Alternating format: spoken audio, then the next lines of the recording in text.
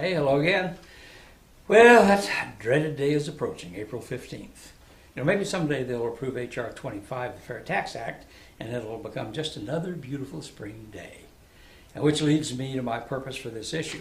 Now let me make it clear, I am not a tax accountant or a tax professional. I'm just speaking from my many years of experience as a professional actor.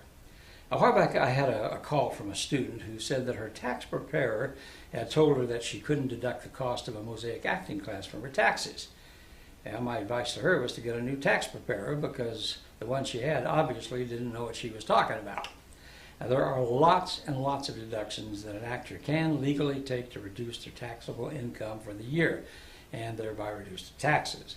And it's worth learning what they are. Now, for example, let's say you're in the 25% tax bracket. Each $100 in deduction saves you $25 in income taxes. It'll also usually save you about $15 in self-employment tax as well. Of course, this means that you have to report your acting income, and you can only take deductions up to the amount that you've earned.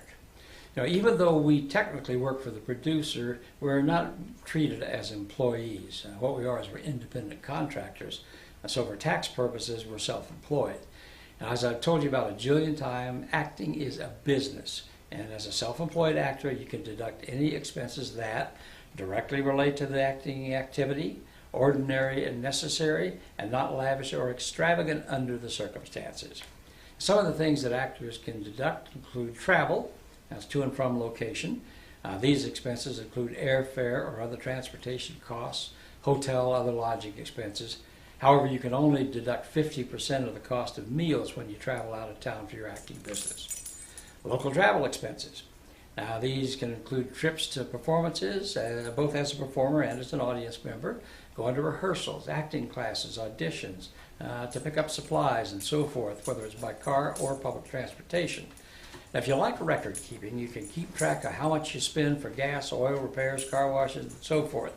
I'd rather just use the standard mileage rate. When you use the standard rate, you just need to keep track of how many miles you drive for the acting-related business, not how much you spend on your car. Agent fees. If you have an agent, as most serious actors do, you can deduct all the commissions paid to your agent. Office expenses. If you have an office in your home that you use exclusively for your acting business, you may be able to deduct the cost of the home office. That can really be valuable if you're a renter because it lets you deduct a portion of your monthly rent. And that's a sizable expense that's not ordinarily deductible. Depreciation. When you buy stuff for your acting business that'll last more than a year, you may deduct the cost a little at a time over a period of years. Some examples are video cameras, sound equipment, digital cameras, theater and film books, musical scores, computers, cell phones. You need to talk to the experts for more details on how to do that one, though. Supplies. Things that you purchase for your acting business that you can use up or that you do use up in less than a year. Things like stationery, postage, ink cartridges, printer paper, and so forth. Union dues. If you're fortunate enough to be a SAG-AFTRA or Equity or other union organization member for actors, then your dues and initiation fees are deductible. Education, acting classes, and coaching lessons are deductible. So be sure to enroll for a class at the Mosaic Acting Studios right away. Promotional expenses. Virtually everything you spend money on to promote yourself as an actor is deductible.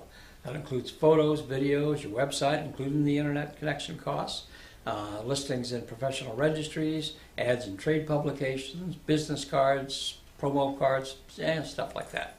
Makeup and hair. You can only deduct these when they are for a specific role or job.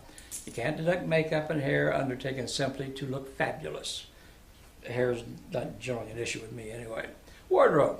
Again, if you buy your own wardrobe for a specific production, you can deduct the cost only if it is not suitable for street wear. For example, you can't deduct the cost of that really cool shirt that you bought, but you could deduct your zombie costume. Subscriptions. You can deduct the cost of magazines, journals, newsletters, other subscriptions useful for your acting business.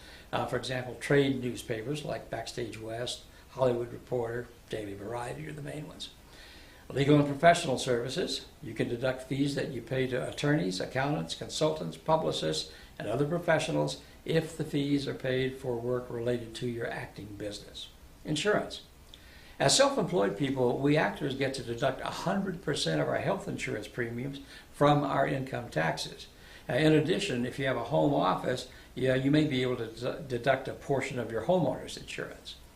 Meals and entertainment.